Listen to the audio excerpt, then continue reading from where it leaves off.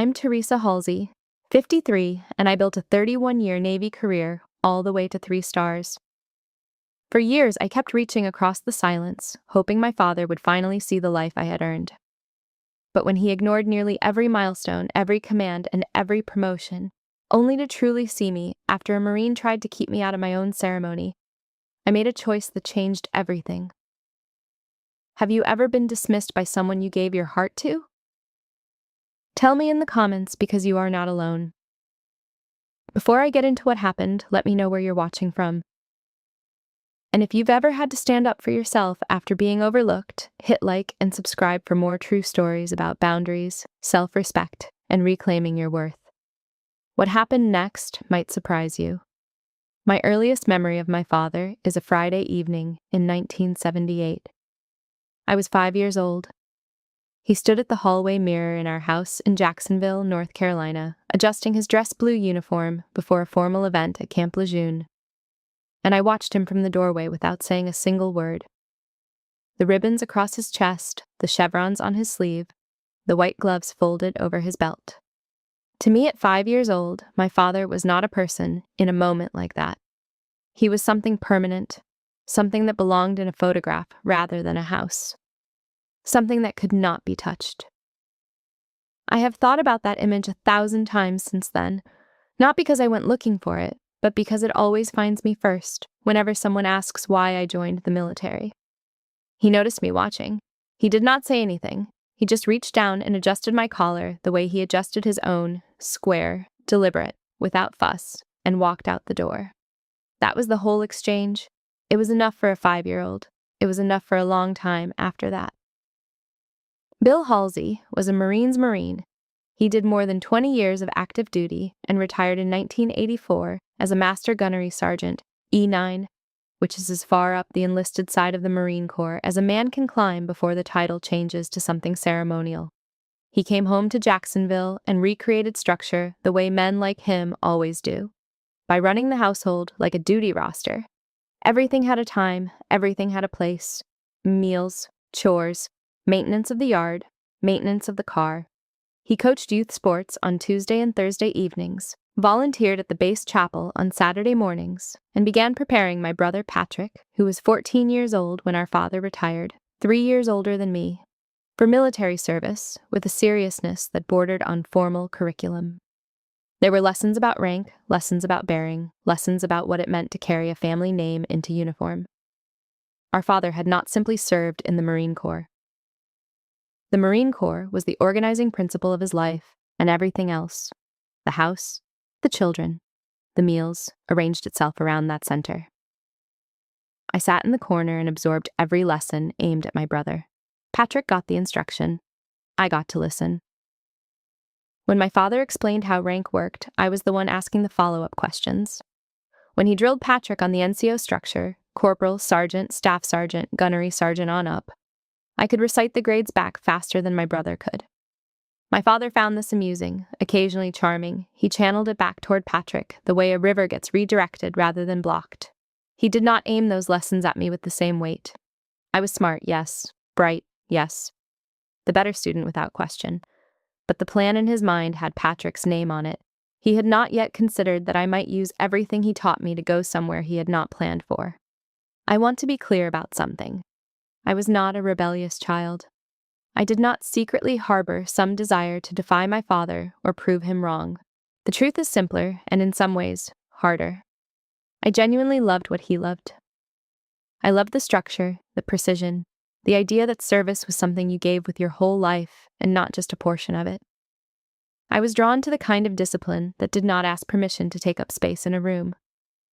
I understood, even at 11 and 12 and 13, that the people my father most respected were the ones who had done something real with the years they were given. I just arrived at those values and then looked up and realized the door I wanted to walk through was a different one than the door he had been expecting me to use. What I understood, somewhere in those years of listening, was that the military was not one thing. It was a collection of related things, each with its own culture and its own language and its own particular theory of what service required. My father's version was the Marine version, direct, ground-based, defined by the capacity to take and hold terrain. There was another version I was starting to read about, in fleet manuals I found at the base library, and in conversations I had at family events when Navy officers were present, that was about something different. About managing complexity over water and distance. About the kind of authority that did not rest on physical proximity, but on systems and sensors and the ability to synthesize multiple streams of information under pressure. I was 12 years old, reading destroyer doctrine reports for reasons I could not yet articulate. I did not tell my father. I was 15 years old when I began researching the Naval Academy at Annapolis. Not to defy him, I genuinely did not frame it that way. I had watched enough footage of destroyer operations, read enough about surface warfare, talked to enough Navy officers at base functions to understand that the Navy was where my thinking fit. The Marine Corps was about controlled aggression and decisive ground action. The Navy was about calculated command, managing multiple threats, multiple assets, multiple variables simultaneously, all at once, all under pressure, while the ocean reminded you constantly that it did not care about your plans. I knew which one I was. I knew it the way you know things that are true about yourself before you have the language to say them. I did not tell my father what I was researching. For 2 years, I prepared my application in careful fragments, a recommendation letter here, an essay draft folded inside a notebook there, and kept everything tucked inside a binder I labeled simply college. When the appointment letter from Annapolis arrived in the spring of 1991, I was 17 years old, and I held the envelope for 40 minutes before I opened it. I knew what was in it. I was waiting to figure out what to do next. I told the family at dinner. Patrick was 21, already enlisted as a Marine private first class, and he stared at me across the table like I had spoken in a foreign language. My mother, Carol, said, "Annapolis. Oh, that's wonderful, Teresa." My father set his fork down. He asked me to repeat myself. I did. He nodded once, stood up from the table without another word, and left the room. He did not come back to the conversation that night. The next morning he was up before dawn as usual, and when I came downstairs he was at the kitchen table with his coffee and his newspaper, the way he had been every morning of my life. He did not look up from the page. He said, "That's your choice to make." It was the worst thing he had ever said to me, not because it was cruel. There was no cruelty in it. Because it was designed to be neutral, and nothing between us had ever been neutral. Every time he praised me, every time he pushed me, every time he watched me, from across a room with that particular expression he had, it all had weight. It all meant something. "That's your choice to make" had none of that. It was a door shutting, quietly, with no sound. He drove me to the bus station in August when I left for Annapolis. He carried one of my bags to the curb. He did not hug me. He stood on the sidewalk and watched me get on the bus, and then he got in his truck and drove away. The truck did not speed away, it just went. I spent the entire ride to Annapolis trying to decide whether that counted as a goodbye, and I still have not finished deciding. I was commissioned as an ensign in the United States Navy in May of 1995, 4 years after that bus station. The ceremony was everything those ceremonies are. Dress whites, the sword arch, the first salute, 300 people in the bleachers at Annapolis. 4 years of grinding, compressed into an hour of protocol and tradition. My mother was in the front rows with her camera. Patrick was deployed and could not make it. My father sat in the middle of the bleachers in civilian clothes and watched the full ceremony. He watched all of it, from start to finish, without leaving. He did not come forward at the reception. I found him standing near the back of the room with a cup of punch, working his way through some private calculation I could not read. When I crossed to him and offered my hand, my commissioned officer's hand, the same motion I would spend 31 years performing for other people, he shook it. His grip was a father's grip, not a master gunnery sergeant greeting a junior officer. He was not operating in that register. He said, "Congratulations," and then he asked if I had a good posting lined up. I told him I did. He nodded. That was the entirety of it. I told myself that was enough, because I did not yet have anything to compare it to. The warning signs, taken individually, can each be explained away. The phone call that did not come when I made lieutenant junior grade in 1997. The absence of any acknowledgement when I made full lieutenant 2 years later.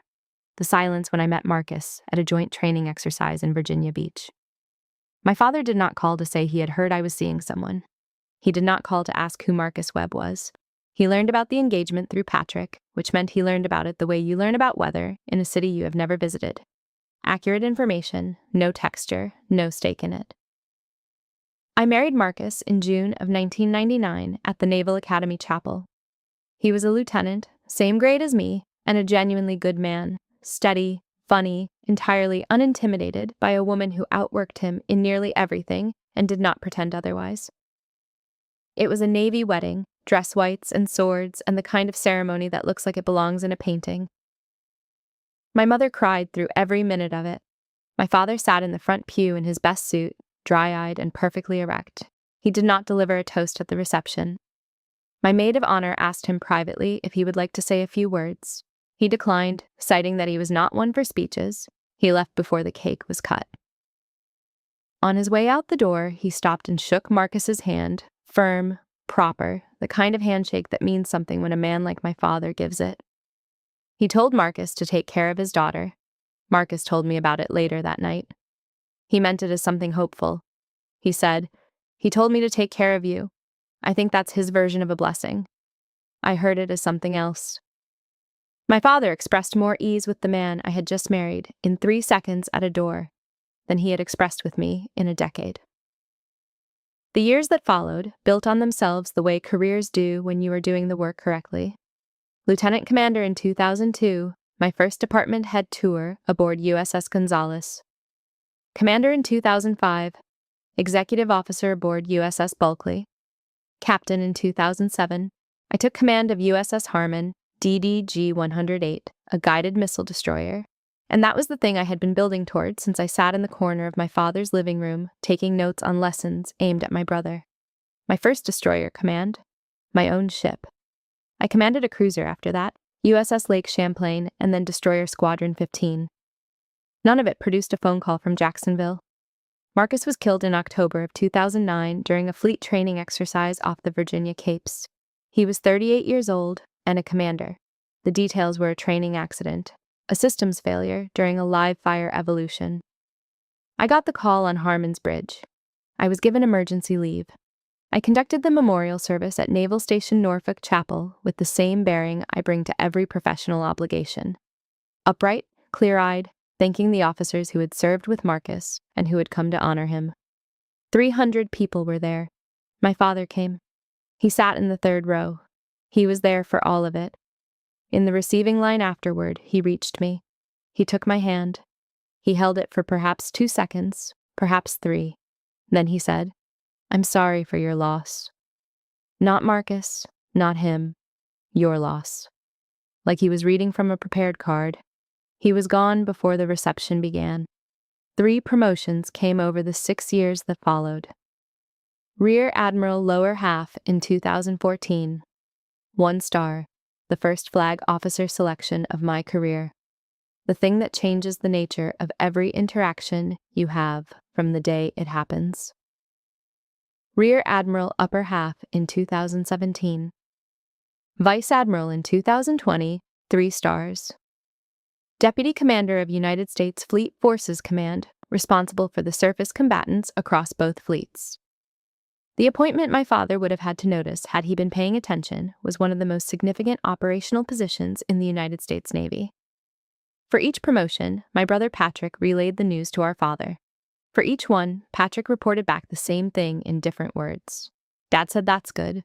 Dad said good for her. Dad said she's done well. He never called. Not for the first star, which was what I worked 30 years for. Not for the second. Not for the third. Patrick called me after the Vice Admiral promotion. He said, "Dad says congratulations." I said, "Thanks." Neither of us said anything else for a moment. We both knew what the silence after that meant, and we were both too tired to name it that afternoon. I arrived at a Hampton Inn near Naval Station Norfolk on the evening of May 8, 2026, the night before my nephew Nathaniel's change of command ceremony. I had already reviewed the ceremony order, confirmed my remarks, and spoken with Rear Admiral Dylan Briand by phone to coordinate the morning timeline. Briand was 60 years old that year, a solid officer with good instincts and long experience with flag-level ceremonial events. The coordination was professional and efficient. I laid my dress whites out on the bed the way I have done before every major event for 31 years. Careful, deliberate, the same routine every time. 3 silver stars on the collar of the dress white jacket. They caught the light from the bedside lamp and held it in the way that silver does. I checked my phone. Patrick had texted that our father would be in the audience. Row 7, aisle seat. He mentioned it the way you mention a logistical detail, the way you'd include a parking arrangement in a set of directions. He attached no interpretation to it. He did not say, "Dad is coming and I think you should know what that means." He just told me where the man would be sitting. I put the phone face down on the nightstand. I turned off the lamp. I lay in the dark for a long time, and I did not call anyone because I did not know what I would have said. Nathaniel's command day, my father in row 7, 3 stars on my collar. I should have slept just fine. I have slept just fine before harder mornings than this one. I lay in the dark instead and let the ceiling be dark above me, and eventually the night moved through. 08:45, May 9th, 2026. The drizzle was light but steady, the kind of gray May morning that belongs to the Virginia coast. Low sky, damp air, no drama in it. I arrived at Naval Station Norfolk in a government sedan without an aide. I had told my staff to ride ahead with the ceremony materials and coordinate with Brian's team directly. I wanted the drive to myself, which is not something I often allow, and I took it. I got out of the car in the parking lot and paused for a moment under the low sky. USS Stout was visible at the pier to my right, dressed in pennants for the ceremony, DDG-55, a guided missile destroyer with a long deployment record, and a crew that was about to meet their new commanding officer. I spent time on destroyers like Stout.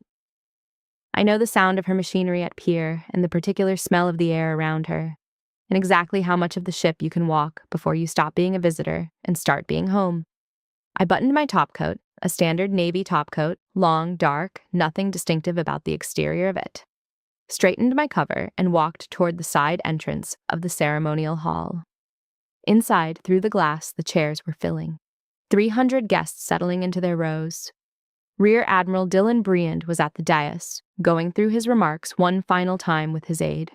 The incoming and outgoing commanding officers were somewhere in the building preparing. The hall was settling into that particular pre-ceremony stillness, the held breath of a room full of people waiting for the formal moment to begin. Lance Corporal Reggie Cortez was 19 years old and posted at the side entrance of the ceremonial hall. He had been on ceremonial detail for 2 months. That morning, he had been briefed on door procedures and seating assignments.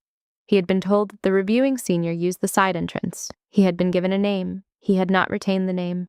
He was 19, he had been standing in a drizzle for 40 minutes, and he was doing his job with the information he possessed, which was incomplete. He saw a woman approaching from the parking lot. Long navy topcoat, collar up, cover on. He did not see insignia. The topcoat covered her collar. He saw what his training had keyed him to look for. A woman approaching a door, reserved for the reviewing senior, moving with purpose, alone. He barked it before I reached the handle. "Spouses, wait outside." I kept moving. I did not stop. I did not slow. I reached for the door. He stepped in front of me. His voice climbed in the way that nervous young voices do when they're doubling down on a decision they are no longer certain about. "Ma'am, family seating is out front." I looked at him. Not a glare and not annoyance. I looked at him the way you look at a door that has briefly stopped working, with patience and the absolute clarity that you are going to continue through it regardless. I did not raise my voice. I did not announce my rank. I did not open the topcoat. I simply held his gaze and waited one beat for him to register what he was looking at. He did not register it. He was doing his job. That was the first thing I thought standing there at that door in the drizzle. He was doing exactly what someone had told him to do, with exactly the information he had been given.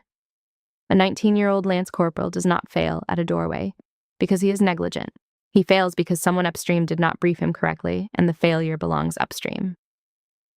Inside the hall, Rear Admiral Briand had a clear line of sight to the side entrance window from the dais. He was reviewing his notes when he looked up and saw the standoff. He recognized me immediately, not from the insignia he could not see through the glass, but from the way I was standing, the set of my shoulders, the particular stillness of someone with 31 years of service who is not rattled by a Lance Corporal at a door and does not intend to be. He knew that stillness. He had seen it before. He wrapped his cover against the podium. One sharp, deliberate strike.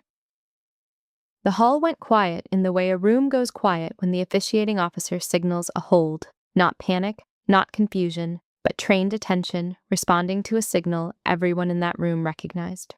Hold. He stepped down off the platform. He did not jog.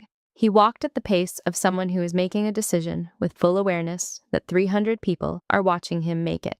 Down the full length of the center aisle, past every row, through the side door, out into the drizzle. He came to parade rest in front of me and rendered a full salute.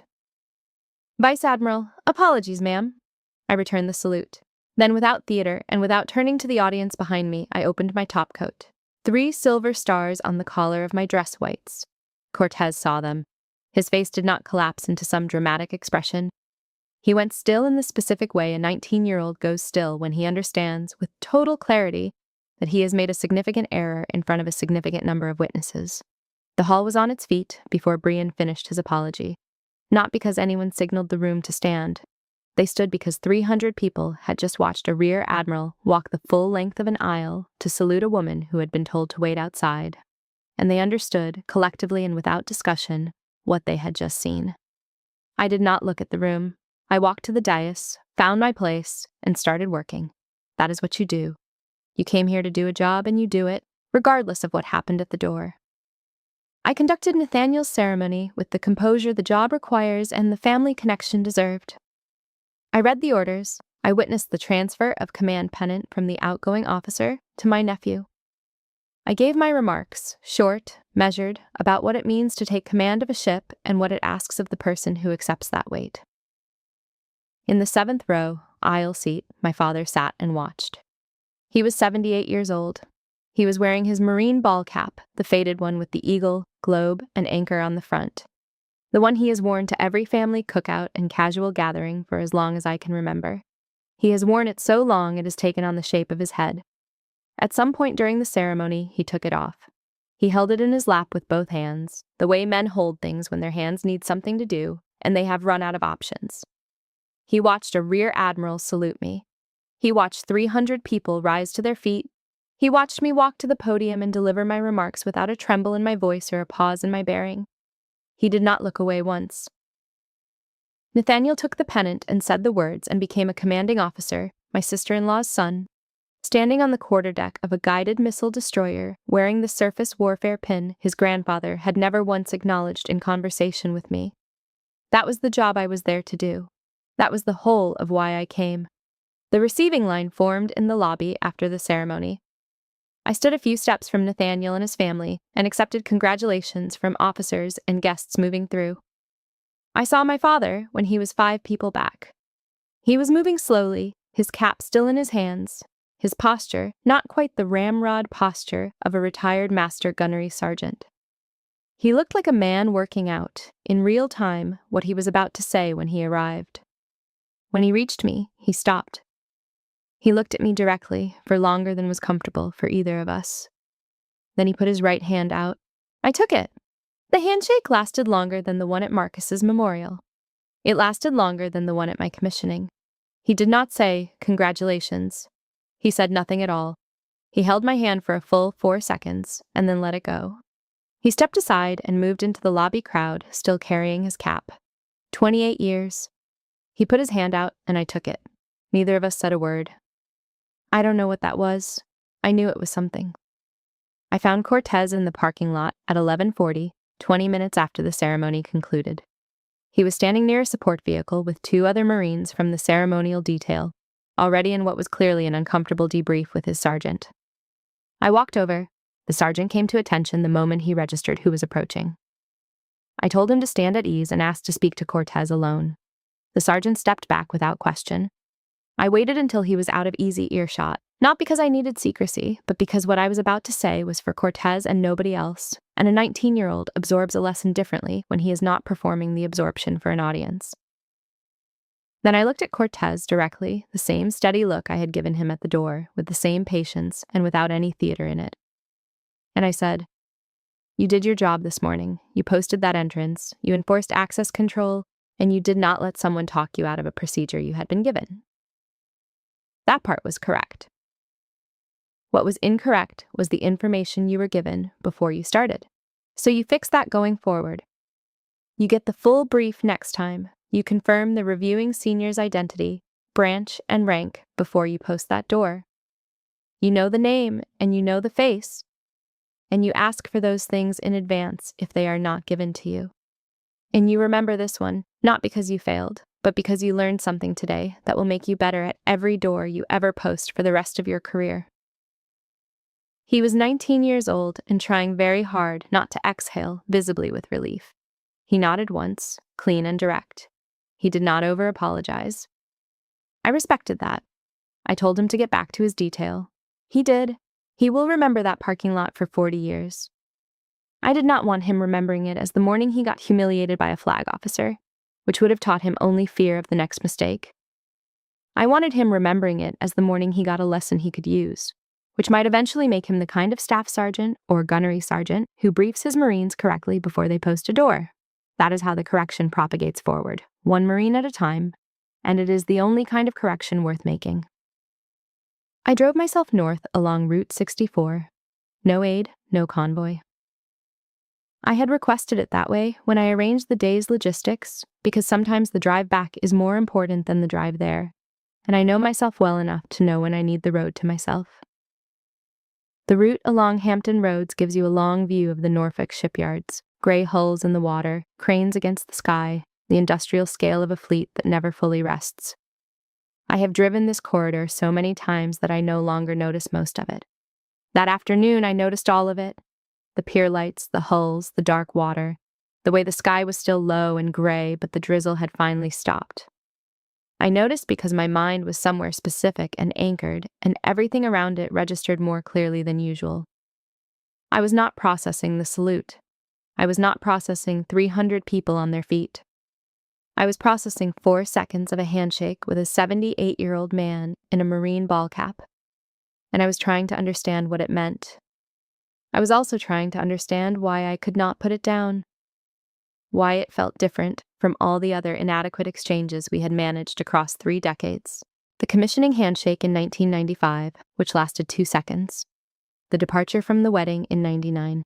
The memorial in 2009, where he held my hand and called it, "You're lost." This one held longer. He had not let go quickly. That was the only difference I could name with any precision. He did not let go quickly. And sometimes the only difference is the one that matters. People say time heals things. I think what actually happens is that after long enough, even a small gesture starts to carry the weight of everything that came before it. 4 seconds feels like something different when the 28 years before it are the context in which you are reading it.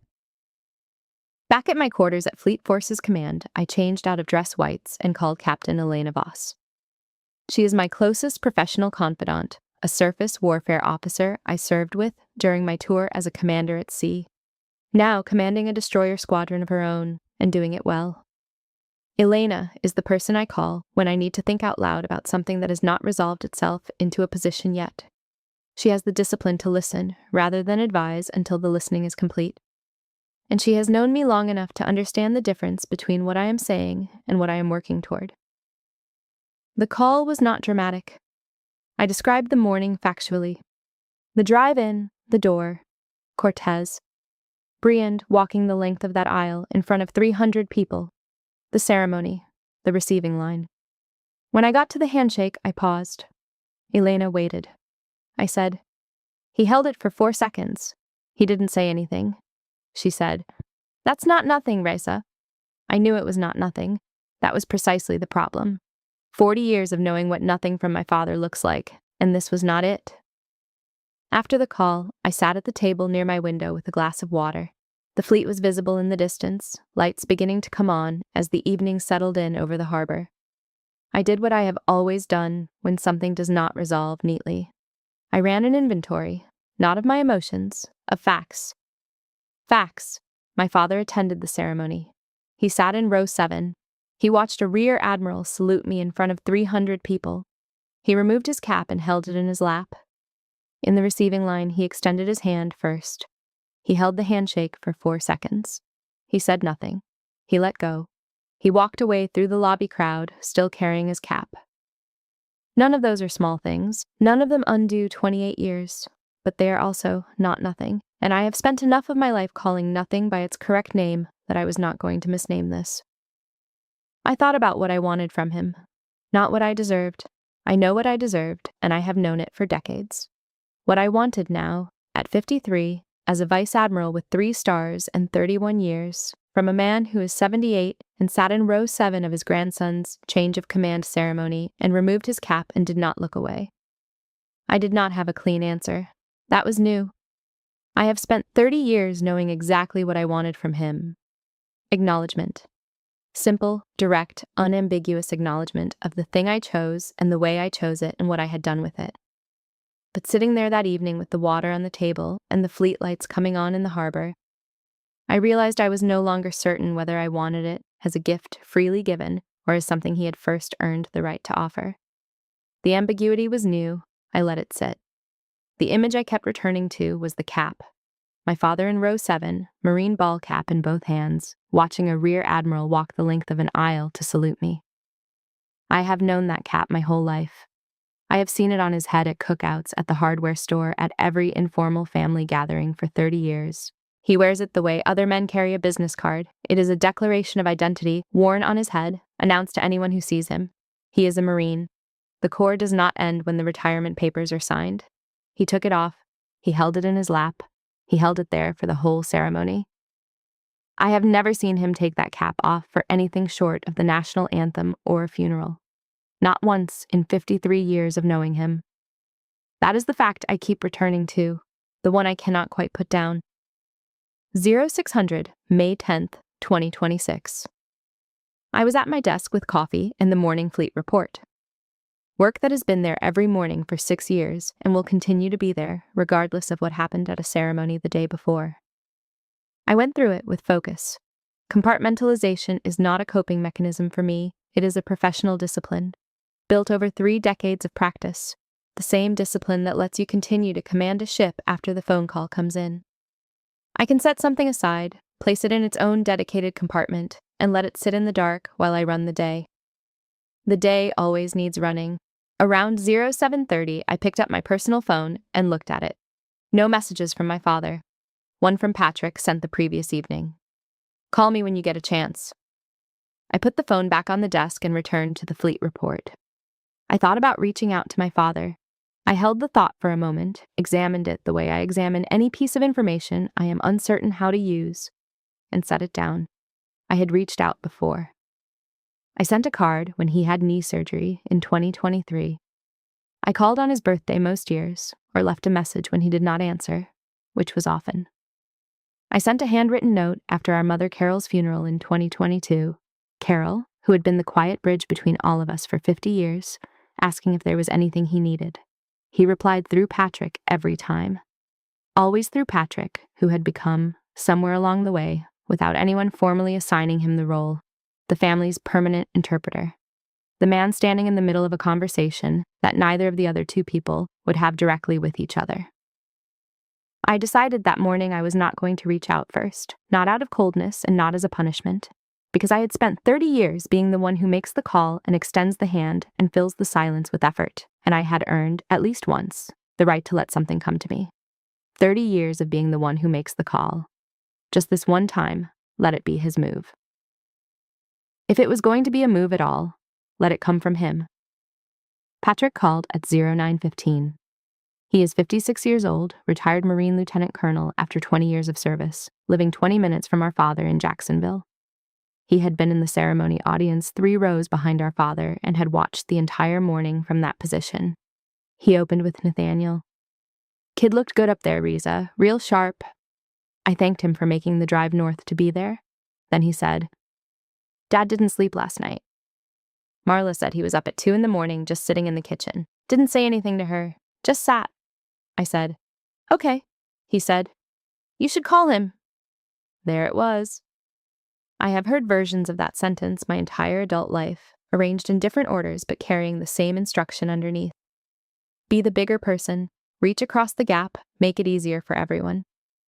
Patrick is not malicious. He is a man who loves his family and handles discomfort by trying to manage it into something smaller and more containable. He genuinely believes the correct answer is for me to extend again, because I have always extended before, and because it has generally made the holidays more manageable for everyone at the table. What he does not examine, or does not want to examine, is that be the bigger person is not a compliment when it is what the smaller person always says to the one who has already been carrying the weight. I told him I would be in touch. I did not say I would call our father. There is a specific kind of restraint that comes from having been the one to reach across for 30 years. It is not coldness. It is not indifference. It is the decision made deliberately, with full awareness of what it costs, to hold still and require the other person to cover some of the distance. I have held still in the face of incoming fire. I have held still in the face of administrative pressure from people who outranked me and were wrong. This was a different kind of holding still, the kind that requires you to override your oldest reflex, which is to make things easier for the person you are still, after everything, hoping will show up. I thought about what Patrick would report to our father. He would say that Teresa seemed well, that she was as she always is, that she had not called. He would say it without editorial, because that is how Patrick operates when he is being careful. And our father would hear it, and he would sit in the den, without the television on. And he would do whatever he was going to do with the information. I had done everything I could do by not doing the thing I had always done. The rest was his. Patrick called back at 13:30. He had spoken to our father at some point in the intervening hours. That was clear from the changed quality of his voice when he came on the line.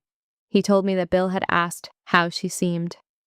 Patrick's voice held something new when he relayed this, a careful, almost surprised quality, like he was carrying something he had not expected to be handed and was not sure of its weight. Our father asking how I seemed, asking it voluntarily and without being prompted by Patrick, was apparently not something Patrick had encountered before in any form. Patrick relayed this information like it was evidence, proof that I should act, that the door had moved, that this was the moment to walk toward it and close the distance before the opportunity passed. I listened to the whole thing. Then I asked Patrick one question, quietly and without accusation. In 28 years, how many times has he called me? Patrick was quiet. I said, I know what he did yesterday meant something. I'm not dismissing it, and I'm not pretending it didn't happen. But I am not going to sprint across 28 years to meet someone who has taken one step in my direction. He can take another one. I'll still be here when he does. Patrick said he understood, in the tone of a man who is frustrated with the logic and cannot find the flaw in it. We ended the call. It was not cruelty. It was arithmetic. 28 years of effort moving in one direction is a long time to keep running before you stop and ask the other person to walk. I had a full afternoon, a readiness brief at 1400, a call with the Joint Staff at 1530, a debrief at 1700 on a surface combatant maintenance timeline that had slipped by 3 weeks and needed to be brought back in line before the next fleet readiness cycle. I worked through all of it cleanly and without visible distraction. My staff noticed nothing different about me. I was the same Vice Admiral I had been last Tuesday and the Tuesday before that. Direct, efficient, no theater, always with a clear action item at the end of any meeting that requires one.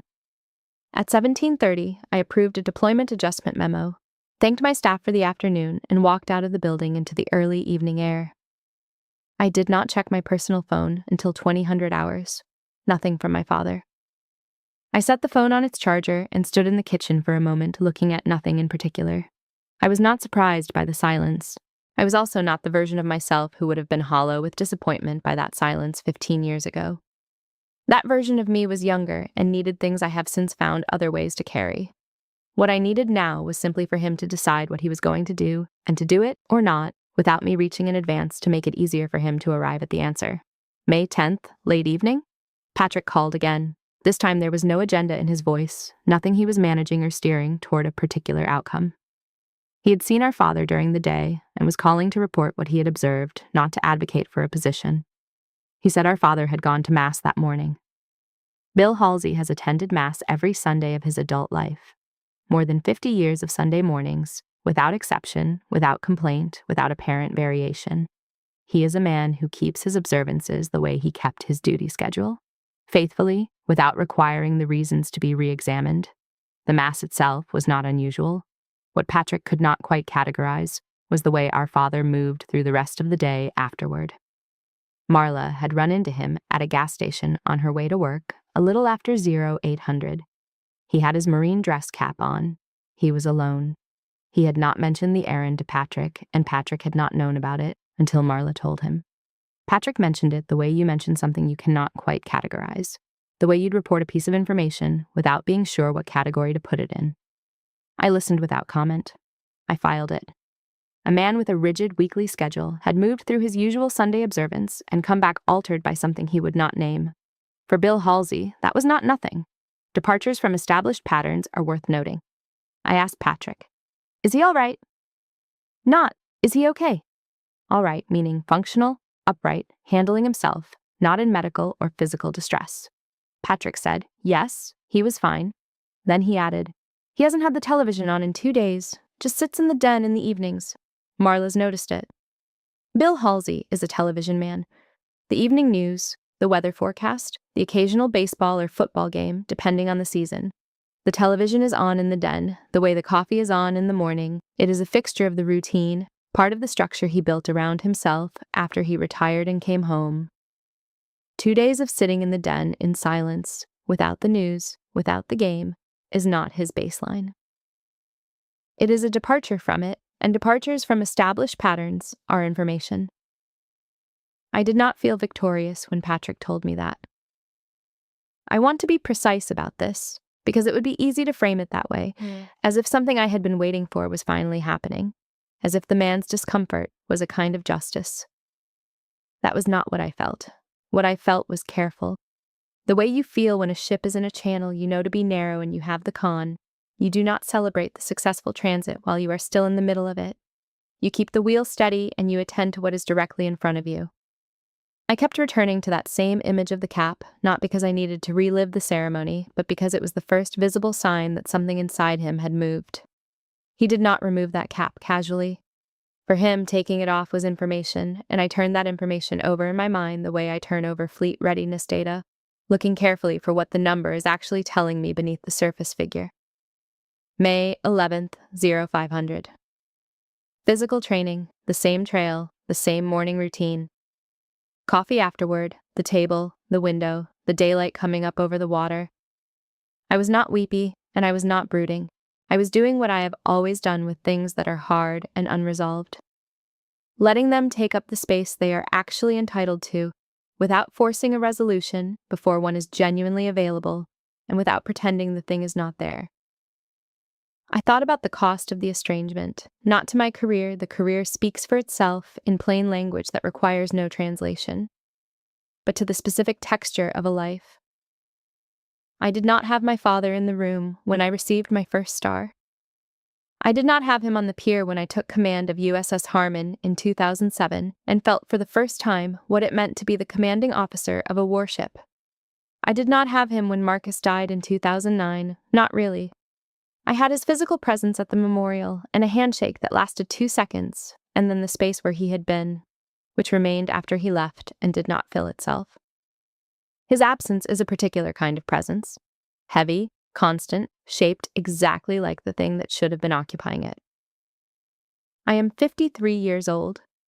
He is 78. Neither of us has a large amount of time left in which to do something different with what remains between us. On May 11th, Commander Nathaniel Halsey sent me a handwritten note by official mail, old-fashioned, deliberate, the way he was raised to communicate formal gratitude. He thanked me for presiding over his ceremony. He mentioned the moment at the door and said he hoped he would handle things the same way when it was his turn. At the bottom of the page, almost as a postscript, the ink slightly different, written after the main note was done, he added, "Grandpa told me to tell you he was glad you came." He said it twice. I read that postscript 3 times. Bill Halsey used a 40-year-old commander as a messenger. It was not a call. It was not a letter addressed to me. It was imperfect and indirect and entirely consistent with who he has always been. And it was also, unmistakably, undeniably, the most he had voluntarily said about me to anyone in the family in 28 years. He said it to Nathaniel. He said it twice. He asked Nathaniel to pass it along. He couldn't call, but he said it twice.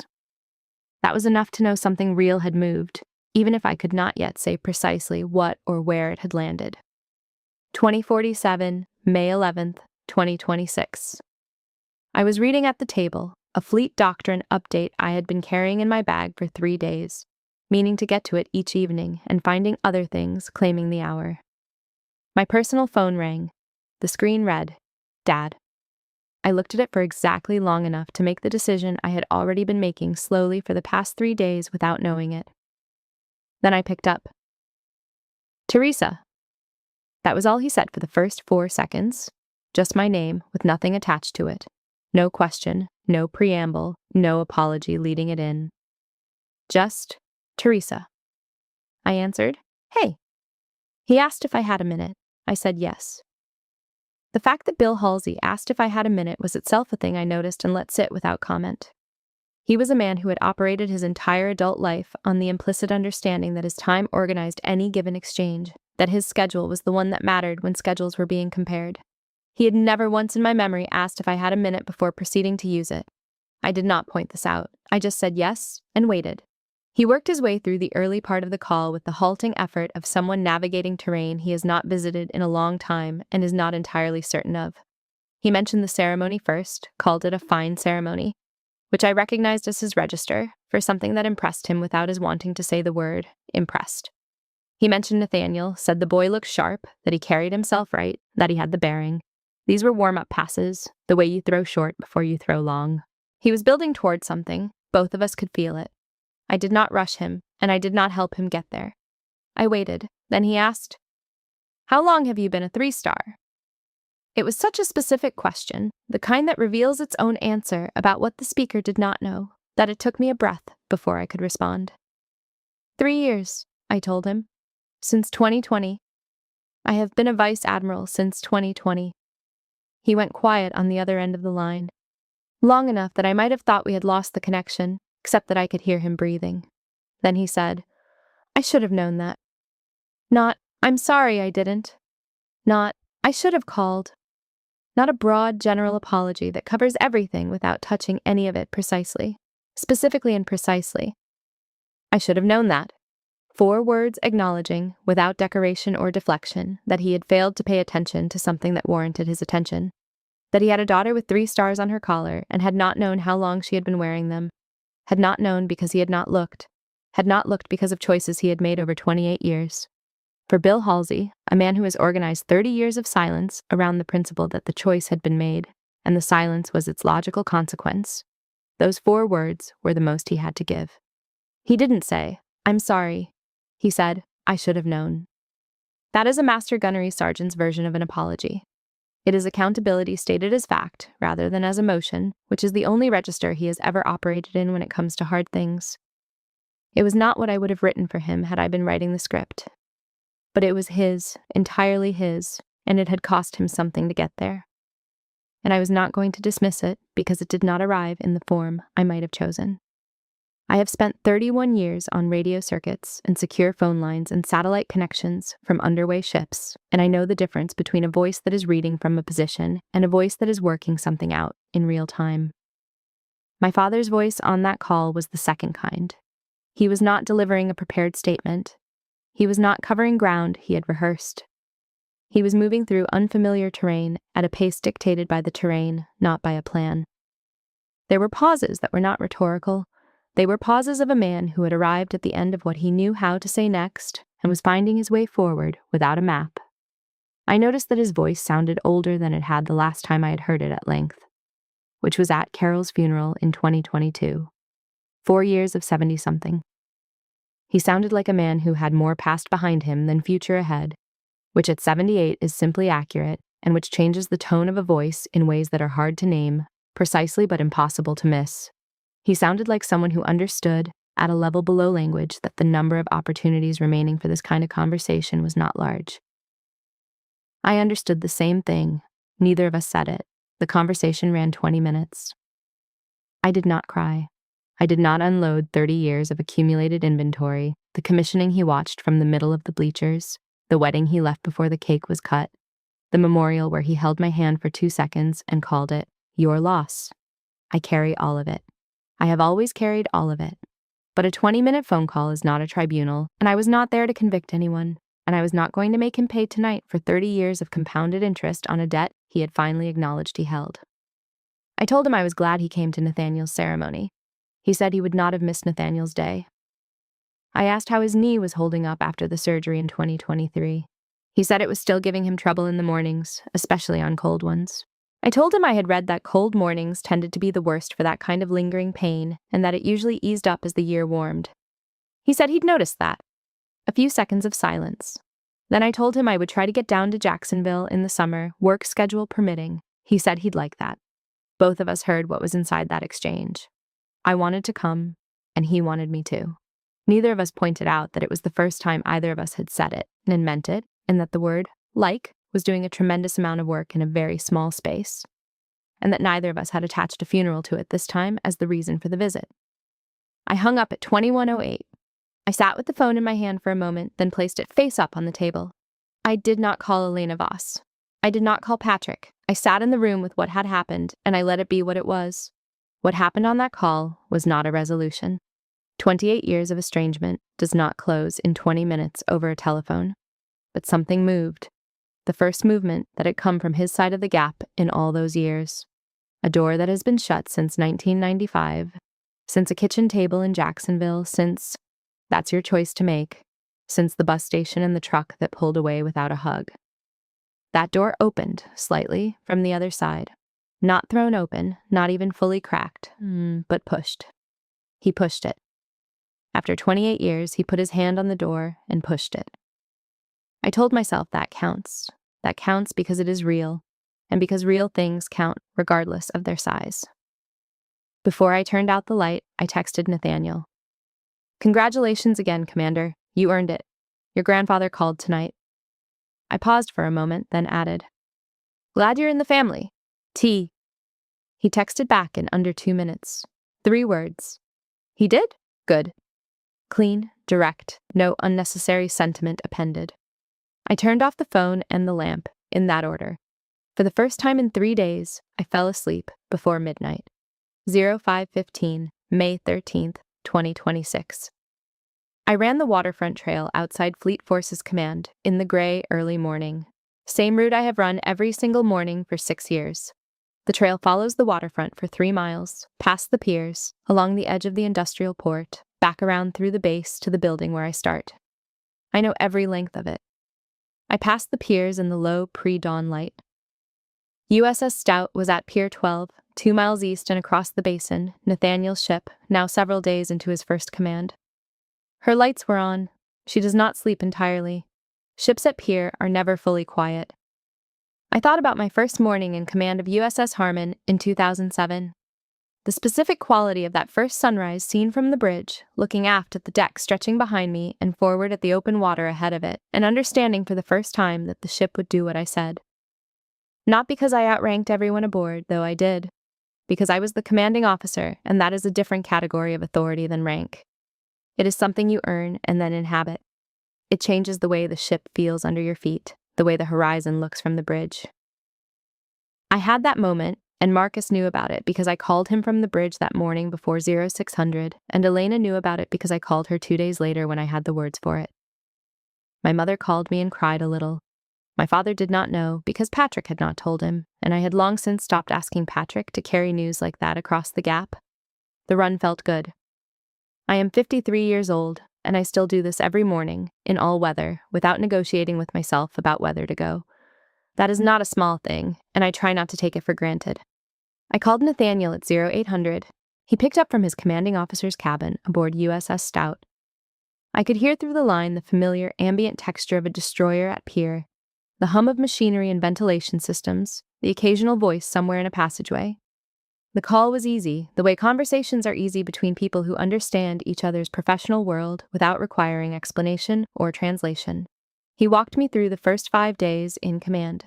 The executive officer was solid and had good judgment. The crew was experienced and tight. The ship had some maintenance deferred from the previous deployment that he was already working with the type commander to schedule. He had done his homework. He was thorough. He was ready. I was proud of him in the specific, clean way you are proud of someone who prepared and then performed. I brought up the ceremony specifically the moment at the door. I told him that Cortez had done his job and that I had told him so. Nathaniel laughed, short and genuine. He said, "That's generous, ma'am," I said. "It's accurate." He was quiet for a moment. Then he said, "My grandfather hasn't talked about anything else since Saturday, according to my dad. First thing he mentioned when Dad called Sunday morning. First thing." I filed that. A man who had not called me in 30 years had been talking about one morning continuously to Patrick, first thing when Patrick called, for 5 days. I didn't know exactly what to do with that information. I knew I needed to sit with it rather than rush to interpret it. In the afternoon, between a readiness brief and a call with the joint staff, I had 40 minutes alone in my office. I was not on my phone. I was not reaching out to my father. I was not waiting in the particular way I used to wait. The ambient, low-frequency tension of someone holding space for a thing that might not come. I noticed the absence of the waiting. That was new and specific and worth naming. The waiting had been a background condition of my adult life for so long that I had stopped identifying it as a separate thing. It was simply there, present the way background noise is present in a room you have lived in for years, audible only when it stops. A low, persistent frequency of unresolved things running beneath the surface of every day. The waiting had its own weight and shape. It was not grief exactly, and it was not longing exactly. It was more like standing at a door that might never open and having to go on with your day, regardless of that uncertainty, every day for 30 years. It was quieter now. It had not gone entirely, but the frequency had dropped. I thought about the inventory of what I actually had rather than what had been withheld. The command record, which is clear and unambiguous and speaks in any room without my help. The officers I had brought up behind me, women and men whose careers are better because I stood at a door and did not move. Elena, who has known me since I was a commander, and will call me Ressa for the rest of our lives, and never once ask me to explain myself. Nathaniel, who sent a handwritten note and whose 3-word text at 2100 was the right response, and he knew it. The work, always the work, the daily, serious, consequential work of understanding what the fleet needs and making sure it has what it needs to do its job. What I was starting to name clearly, sitting in my office that afternoon, was this. What I had needed was not the acknowledgement itself. I had known for years what I was and what I had built, and I had not needed his confirmation to know it. What I had needed was permission to stop needing the acknowledgement, to be released from the 28-year project of holding space for something that might arrive, or might not. I was starting to believe that permission might actually be available to me, that I might be able to set that particular thing down. The inventory I did not run was the one I had been running, off and on, for 28 years. The accounting of what I had been denied. The commissioning he attended from the bleachers. The wedding he left early. The memorial where he held my hand for 2 seconds and called Marcus, "Your loss." The 3 promotions he had been told about through Patrick and responded to with, "That's good," and no phone call. The years of birthday cards I sent to which the response was silence or a brief acknowledgement through my brother. I have run that inventory so many times I know every line item. I could tell you the year and the occasion and the exact form the absence took. I have been keeping that accounting for 3 decades. That afternoon in my office, between the readiness brief and the joint staff call, I noticed I had not run it. I had not reached for it the way I usually did when something happened that touched the old wound. I had not needed to run it to understand what was happening or to know how to respond to it or to anchor myself in the fact of what I had built in spite of it. The accounting was still there. I had not forgiven it or erased it. I had simply not needed it that morning to know who I was and what I was standing in. That was new. That evening I sat at the table with a glass of wine and Nathaniel's handwritten note, which was still where I had left it on the corner of the table. I picked it up, read the postscript one more time. He said it twice, smoothed it flat with my palm and left it there. The question I had been carrying for 5 days was still with me. What do you do with 28 years of silence when someone finally speaks? I did not have the answer yet. I was starting to believe the answer was findable. That was enough for that evening, 05:15, Thursday, May 14th, 2026. I ran. The mid-May warmth had finally moved in and settled after several days of low sky and drizzle. The trail was mine alone at that hour, and the light coming up off the harbor had a quality to it that the overcast mornings had not offered. Something open, something that did not press down. I ran past the piers. USS Stout was at Pier 12, lights on aboard in the pre-dawn, watchstanders at their stations, The executive officer likely doing morning rounds, the quiet, persistent machinery of a ship that does not sleep and does not need to. I know that rhythm from the inside. I lived inside it for years, aboard Harmon and Lake Champlain and the squadron that came after, and I still reach for it when I need to remember what I'm made of. I did not check my phone before the run. I did not check it after. I made coffee at 06:15 and stood at the kitchen window while it brewed, looking out at the harbor in the morning light. The morning had the quality of a room after furniture has been rearranged, the same room, the same walls, the same harbor, and the same fleet beyond the glass, but with more space in it than there was before. Not because anything had been removed, because something had shifted in the arrangement of things. I have not solved anything. My father is still a 78-year-old man in Jacksonville, North Carolina, who missed 30 years of my career, watched me from a distance, held my hand for 4 seconds in a receiving line, and then, on a Monday evening, called me for the first time in longer than either of us could precisely name. 28 years of estrangement does not dissolve in a phone call or a handshake or a note passed through a 40-year-old commander. It does not work that way. And I am old enough and clear-eyed enough to know it does not work that way. And I was not going to pretend otherwise, simply because something had moved. But I have also stopped waiting for it to dissolve. I have given it its actual size, not the enormous room-filling size it held for decades. Not the thing that ran as a background frequency beneath every professional achievement and every family occasion, but the real size, a relationship with a long gap and a small, genuine, recent movement towards something better. That is what it is. It is significant. It is not infinite. Both of those things are true at the same time. At 09:30, I was in the briefing room for the fleet availability review with my staff. The steady, serious, consequential work that has been on my desk every morning for 6 years and will be there tomorrow and the morning after. A surface combatant readiness report. 2 personnel actions that needed my signature. The fleet availability briefing itself, which I ran the way I run all of them. Attentive, precise, occasionally blunt, always ending with a clear action item, a clear owner, and a clear deadline. My staff filed out at 10:15. My deputy, a rear admiral, paused at the door on his way out and said, "Good ceremony on Saturday, ma'am. Heard it was quite a moment." I said, "The commanding officer was ready. That's the whole story." He nodded once and left. That is the whole story. Not the moment at the door, not the salute that crossed a full room, not 300 people rising to their feet. Those things happened because the work happened first, because I spent 31 years learning what I was doing and then doing it every day without waiting for someone to confirm from the outside that it was worth doing. The moment is only possible when the readiness precedes it. The readiness is the whole thing. The moment is just the part that other people see.